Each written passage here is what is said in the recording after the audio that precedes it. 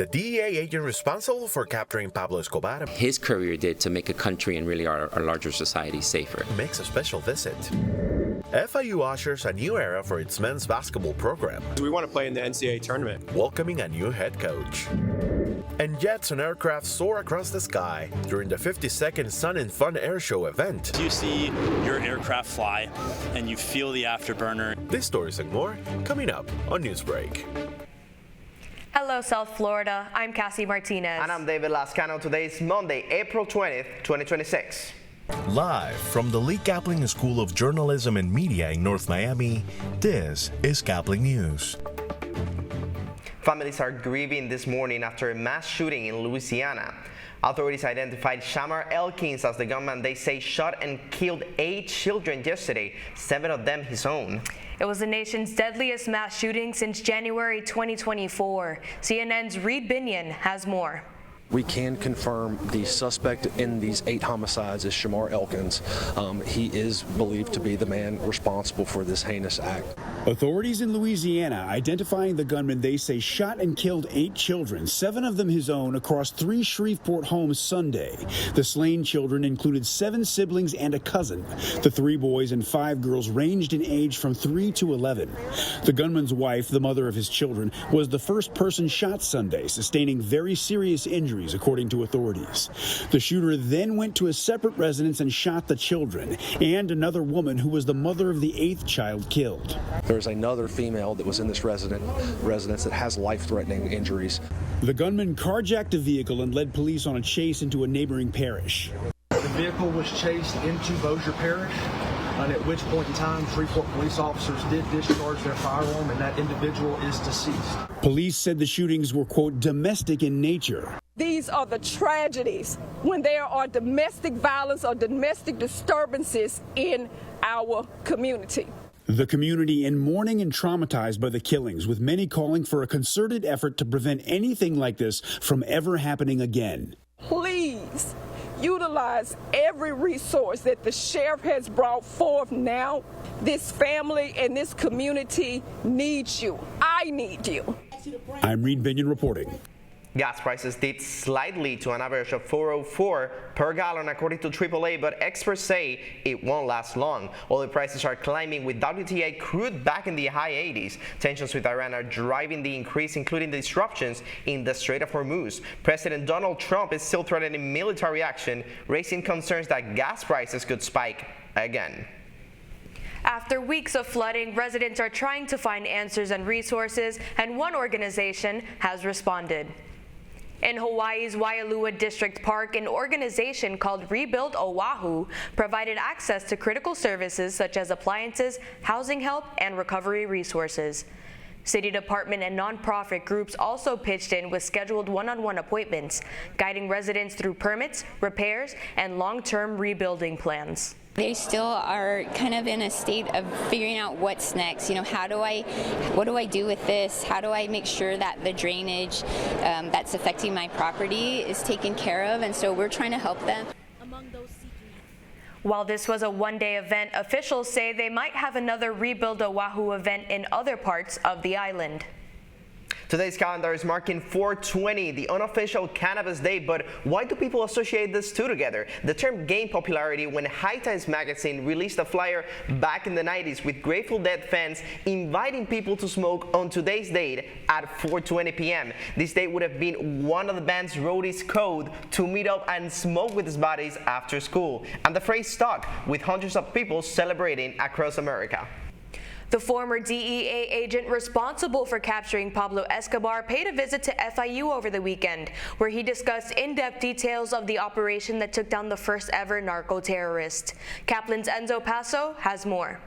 Right behind me is the famous city of Miami Beach, featured in the popular Netflix show Narcos. Despite being based on a true story, the show leaves off of a lot of important details of what was one of the biggest manhunts in history. And who's better to explain those than the former DEA agent himself, Steve Murphy. And during his visit to FIU's MMC campus over the weekend, Murphy, one of the lead American agents in the operation, broke down some of the most important details behind the takedown of Pablo Escobar. Just tell me about your wife's experience. The event, organized by FIU's Public Policy School, mainly intended to help students enrolled at their Intelligence Fellowship program, which prepares for careers across the 18 agencies of the U.S. intelligence community. So that's the intent of the program, right? We've been very fortunate to graduate hundreds of students that have gone on to careers in the three-letter agencies, right? You know, the famous ones, FBI, DEA, CIA. We're lucky to say that when we go to Washington, we see our students in these agencies. And so why a speaker like Steve Murphy, right? It's to introduce students to a professional who lived in the world of intelligence, of national security, chasing the world's first narco-terrorist, and the impact that his career did to make a country and really our larger society safer. Murphy also pointed out that the show Narcos presents some inaccuracies compared to the real story. But beyond the Netflix show, Murphy offers something that the screens can't, a first-hand perspective of one of the main drug enforcement operations in history. Reporting for Caplin News, I'm Enzo Paso. And switching gears, if you heard a sound from above last week, it was the thunder of the annual Sun and Fun Air Show, where propeller planes from World War I to modern jet fighters took to the skies to show off their airworthiness. Caplin News' Dylan Pesay has more.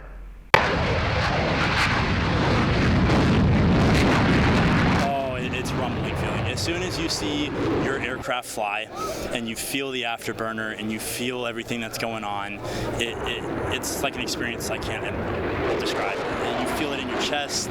Obviously you feel it in your ears, it's loud, but I mean, seeing it is just so bad. Usually, there's not a ton going on at Lakeland International Airport, but this year, for America's 250th anniversary, Sun and Fun takes over all week, where you can see both modern fighter jets and historic warbirds, both in the air and on the ground, like the one right behind me. It is a combat vet.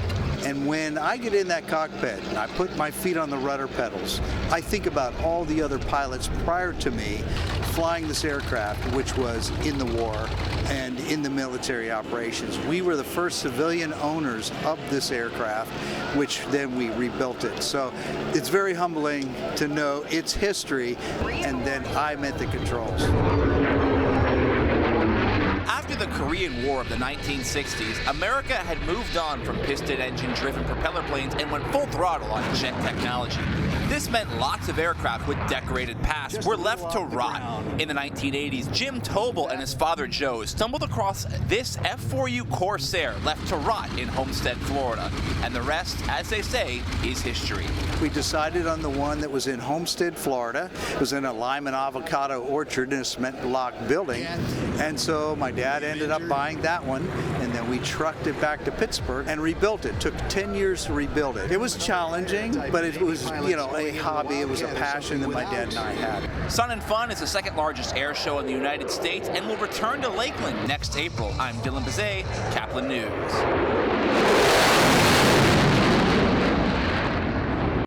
Well, good news for Inter Miami fans as they continue on the road after playing the Colorado Rapids this past weekend. That's still ahead, and so is this story.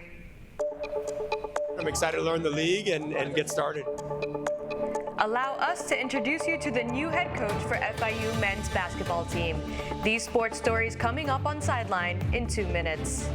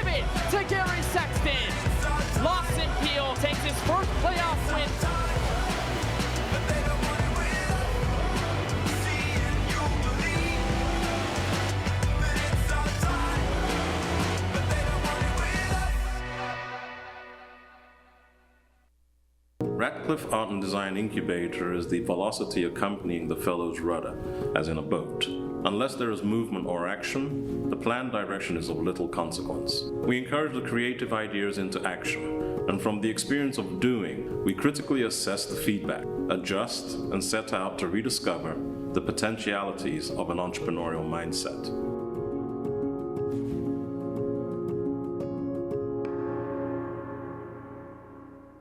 STEM is precise, no margin for error. Dare to forget that. Dare to have fun with it. Get weird with it. Dare to send those old STEM theories flying past the neighbor's house into outer space.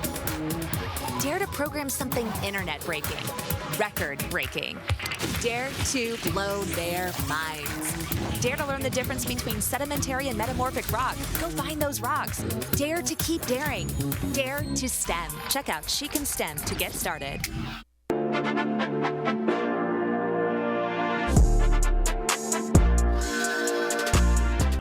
Welcome to The Sideline, the place where you get all the highlights for your South Florida teams. I'm Jose Carlos Rodriguez. Let's get to your top sports stories. The FIU men's basketball welcomes to their team a former Panther as its 10th coach in the program's history. Caplin's Yanisha Reimer has more. Florida International University is turning a new page for its men's basketball program. The Panthers have officially hired new head coach Joey Cantes as its 10th head coach in program history. I'm actually in the Ocean Bank Convocation Center, which serves as the home court for the FIU Panthers men's basketball team. And this place is not foreign to the new coach, Joey Cantes, as he spent his first year of his collegiate career actually as an FIU Panthers. FIU Athletics announced the hiring of the new coach because they wanted to strengthen and rebuild their Panthers basketball program, which has struggled for some time now in Conference USA. He's going to bring his skills in player development, recruitment, and simply what it means to win and have a winning culture, which is something the FIU Panthers are looking forward to doing from here on out. Yeah, I mean, that's the goal always. I know we turn it into a joke a little bit, but the goal is we want to play in the NCAA tournament. We want to be the best team we can be. But I think it's building. One thing that I feel comfortable with is I've flipped rosters. I've recruited 12 different players at a time and still maintained success through it. So we're hoping to bring some players that are familiar with the system, that have played for me already, that can give us a little bit of a jump start in that. But I'm excited to learn. I'm excited to learn the league and get started. With a new coach leading the way, FIU hopes that this marks a new era in the Panthers basketball program, one that will require community and student buy-in. As you can see in the press conference, there are a ton of members from the FIU community that Joey Cantes will need support from. The university has not yet announced its full coaching staff, but it will be available for fans to read at www.fiusports.com. I'm Janisha Reimer, signing out for Caplin News. A yearly free local event gathers young athletes across Miami to Diamond Field in friendly competition for all things baseball. Caplin's Benjamin Cure has the details. Here at Coral Gate Park, young athletes from across Miami came together to compete in a free event called the MLB Pitch, Hit, and Run for an opportunity to have some fun with each other, as well as learn the fundamentals of baseball and gain a better sense of community.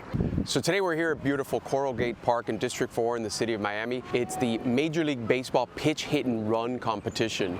It's an annual tradition that gets kids outside into fresh air, having a good time, learning about teamwork and leadership, and having a great time out in the city of Miami. I think an event like this is important because it needs to have kids to get out of the house. They need to get off their iPads, get off the TV, get their legs stretching, get out here. It's a beautiful day in the 305.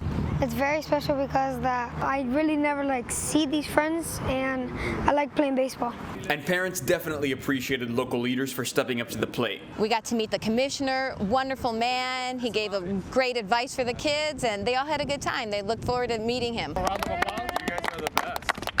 What I hope is that they learn a lot about the game and start to love the game of baseball, but also learn about competition. Aye.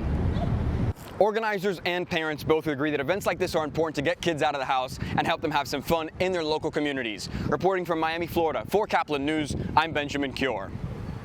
And now the Marlins looking to snap a 4-game losing streak as they hosted the Brewers at the Lone Depot Park. The Fighting Fish jumped out of the 3-0 lead in the first inning, which they built up to 5-1 by the end of the 6th. The home team ended up hanging on the beat to the Brewers 5-3. Up next, they start a 3-game series with the Cardinals. The first pitch in Game 1 from Lone Depot Park is this evening at 6:40. Inter Miami takes the victory against the Colorado Rapids over the weekend. And what better way to do it than in front of the second largest crowd in MLS regular season history. Miami faced the Rapids at the Empower Field at the Mile High, receiving a record-breaking 72,000 fans. After tying the previous two games, this is the Herons' first win following the Mascherano's departure. An early penalty gave the Miami the lead during the first half. The goal, of course, scored by Messi, followed by another goal by Miami striker Germán Berterame, giving Miami a 2-0 lead. The Rapids came back, you guessed it, rapidly, putting things 2-2 during the second half. But never fear, because Messi is here. You cannot contain him, and when you least expect it, boom, the goal for the victory. The final score was Inter Miami 3, Colorado 2. The Herons will now travel to Salt Lake City to face the real Salt Lake this Wednesday at 9:30 p.m. Now I'll send it back to David and Cassie at the anchor desk. And that's all the time we have for Newsbreak. I am David Lascano. And I'm Cassie Martinez. Get more news anytime at caplinnews.fiu.edu.